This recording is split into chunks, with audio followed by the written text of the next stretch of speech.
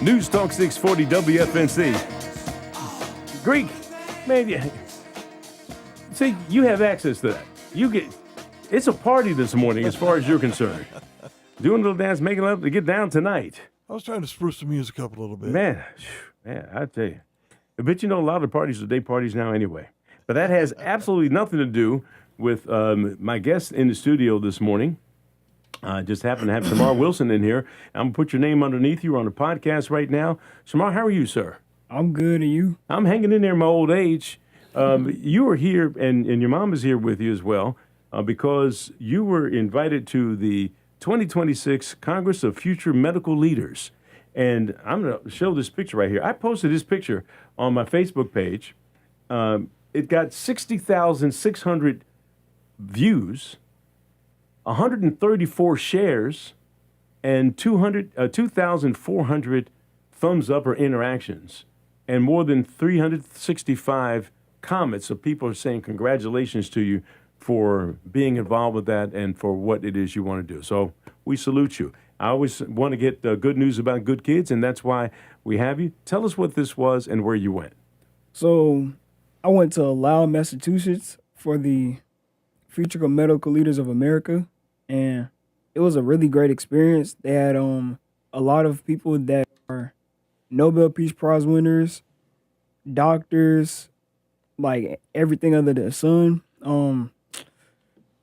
We had in the little area that we was in, we had food, place to sit. It was really good. Well, let's talk about. Well, let me also let you know that your mom is here with you as well, and it is DESHARON. Yes. DESHARON KERSEY. Yes, that's correct. And DESHARON, you've got to be proud of this young man here. When you found out that he was involved with this, what went through your head? I am extremely proud. I actually went to the store, came back, checked the mail, and once I opened the mail, I was like, oh, what is this? So I immediately called my daughters, and I began to cry.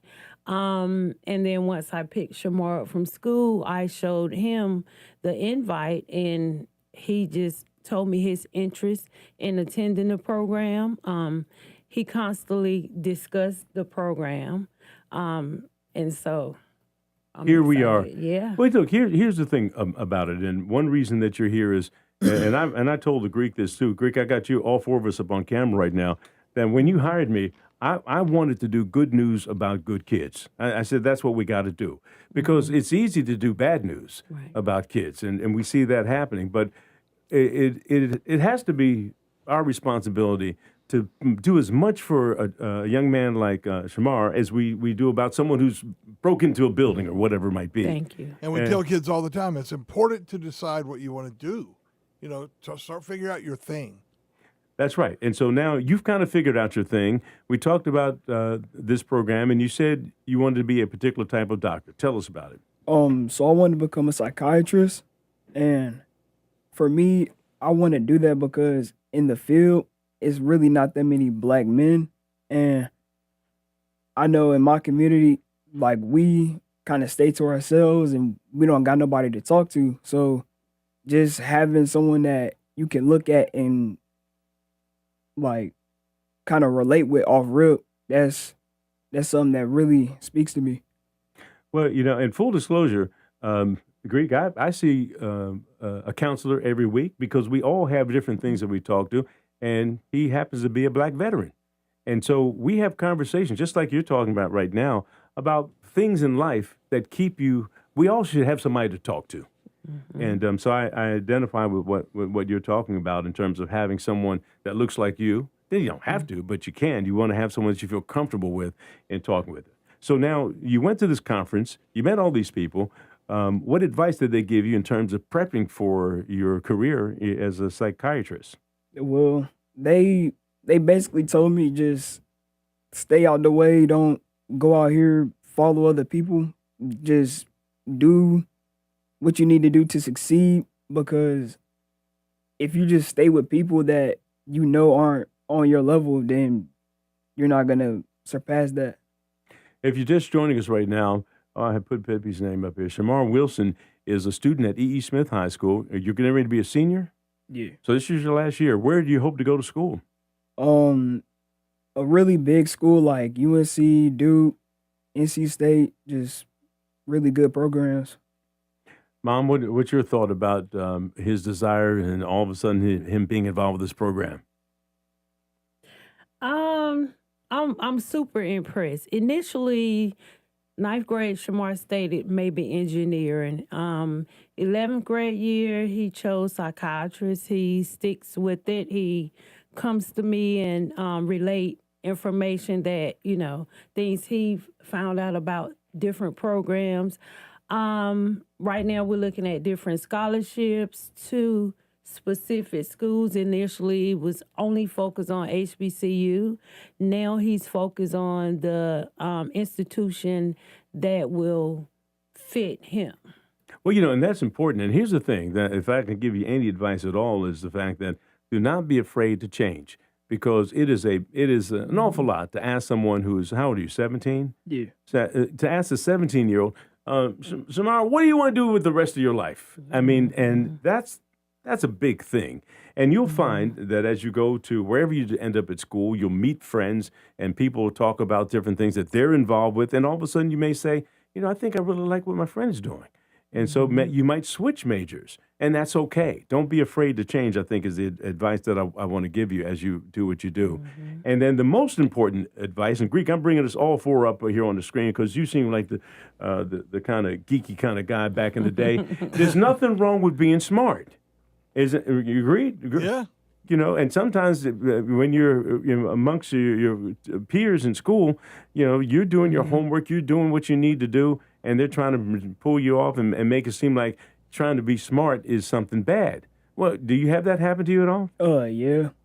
Tell me about that. So I feel like some people, they don't understand how important school is, because when you leave high school, ain't nobody finna just sit with you and talk with you and like talk you through all the steps that you got to go through. So if you just learn how to do your work while you're in school, I feel like whenever you become an adult, it's going to become way easier. All right. Well, I'm going to give you, before we let you go here, a line out of my record called The Ultimate Test. And it is, your education, it is the key. It makes the difference about the person in life you'll be. And that's it in a nutshell. So don't let anybody tell you that what you're doing is crazy. I mean, I know some wonderful kids. My godson, who's a pilot, 17, was one of the youngest. You do what you have to do in order to succeed. And I wanted to have you on here to encourage you, to celebrate you, and also, to have your mom come in and say, son, you're doing right. So tell him he's doing right.